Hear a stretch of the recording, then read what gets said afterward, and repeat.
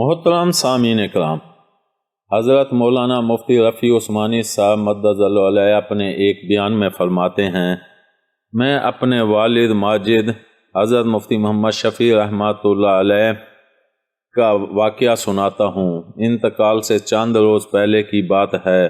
فرمانے لگے، دیکھو وہ ایک تال لٹکا ہوا ہے، اس کے اندر بہت سارے کاغذ پروئے ہوئے ہیں، وہ تال اٹھا لاؤ۔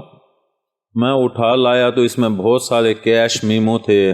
دارالعلوم کے مطبخ سے آٹا کھانا خریدا اتنے پیسے، اور ذاتی کال ٹیلی فون پر کی اس کا معاوضہ اتنے پیسے، دارالعلوم کی گاڑی ذاتی کام میں استعمال ہوئی، اس کے پیسے جمع کرائے گئے، اس کا کیش میمو غرض رسیدوں اور کیش میموؤں کا ایک موٹا گڈھا تھا۔